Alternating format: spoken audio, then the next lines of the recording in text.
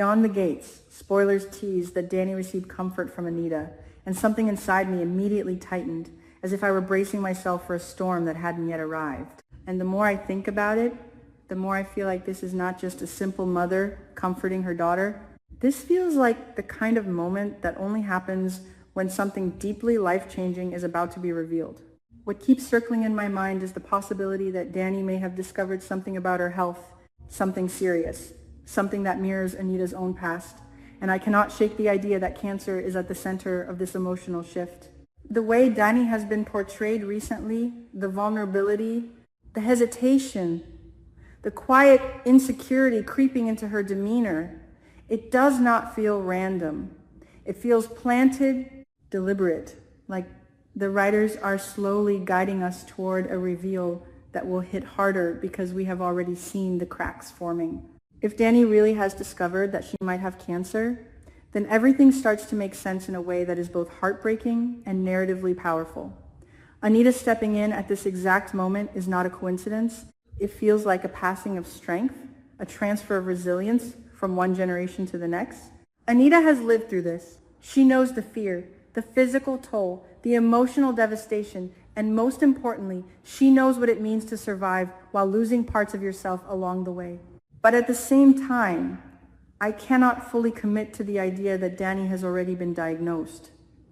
There is another possibility that feels just as compelling, maybe even more psychologically complex.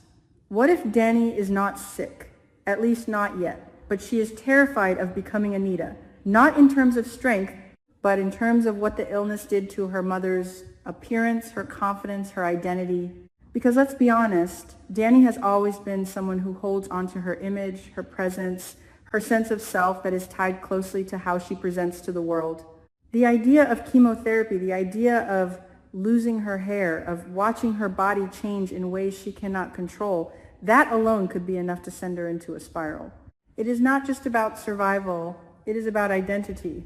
And Dany does not strike me as someone who easily lets go of control. And that is where Anita becomes absolutely crucial in this storyline.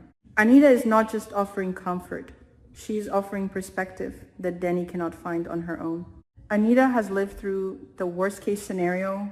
She has stood in the mirror and faced the version of herself that the world might pity or even mock, and she has come out on the other side with dignity intact. I keep thinking about that confrontation with Anastasia because I do not believe that scene was just about power or social dominance. It was about something deeper. Dany saw Anita stand her ground, saw the way Anastasia, who usually thrives on intimidation, was forced to back down. That moment must have shifted something inside Dany. It must have made her question her own assumptions about strength, because strength, in Dany's mind, has probably always been tied to appearance, to control, to maintaining an image that cannot be challenged. But Anita just proved that real strength does not come from any of that. It comes from endurance, from self-acceptance, from the ability to stand tall even when the world expects you to shrink. And yet, knowing Dany, that realization does not come easily. It comes with resistance, with fear, with doubt. I can almost see her internal conflict playing out. One part of her wanting to be as strong as Anita, another part of her terrified that she will not measure up, that she will break under pressure in ways her mother never did. That is why this upcoming conversation between Dany and Anita feels so important. It is not just reassurance, it is a lesson, a preparation for a future that Dany may not be ready to face. Anita understands something that Dany does not yet fully grasp. She will not always be there to protect her children. At some point, they will have to stand on their own, make their own decisions, face their own fears without her guidance. So Anita is doing what any strong mother would do in this situation. She is equipping Dany with the tools she needs to survive emotionally, not just physically. She is teaching her that fear is inevitable, but it does not have to be paralyzing. She is showing her that insecurity is not a weakness unless you let it define you. And I believe that by the end of this week, we are going to see a shift in Dany.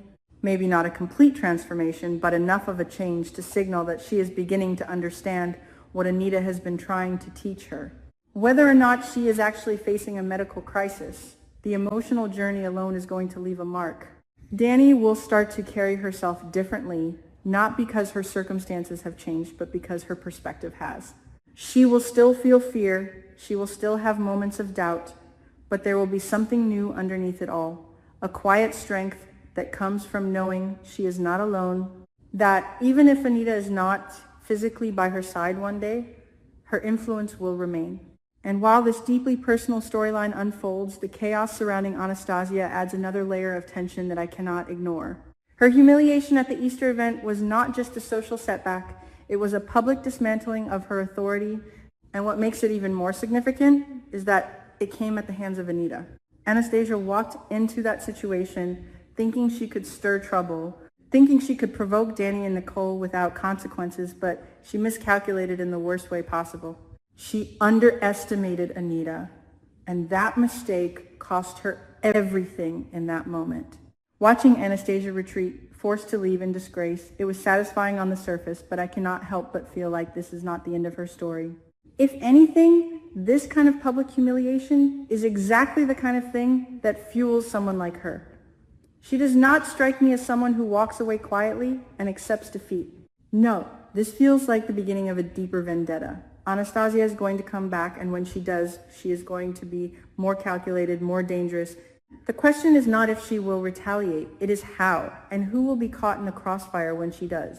At the same time, there is another storyline that is quietly building tension in a completely different way, and that is Jacob's pursuit of the truth behind Plasma King.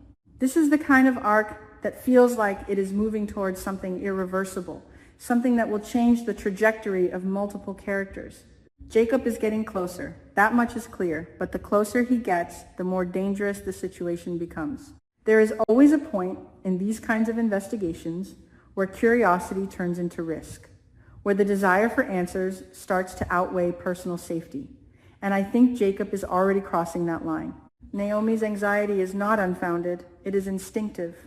She can feel that something is wrong, that Jacob is stepping into territory that he may not be able to walk out of. And what makes it even more heartbreaking is that she cannot stop him. She can warn him, she can express her fears, she can try to hold on to him emotionally, but at the end of the day, Jacob is driven by something that Naomi cannot control. Whether it is justice, obsession, or a need for closure, he is not going to walk away now, not when he is so close.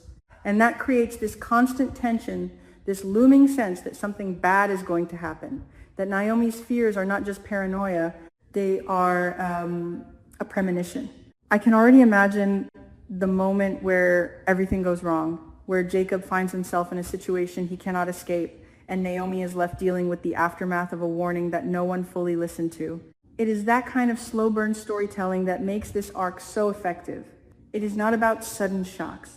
It is about the gradual buildup of dread, the feeling that we are watching something unfold that cannot be undone.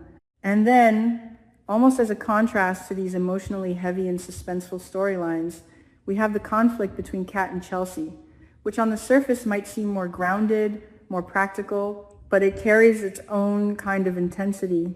Because this is not just a simple disagreement, this is a clash of priorities, of values, of what matters most when everything starts to collide.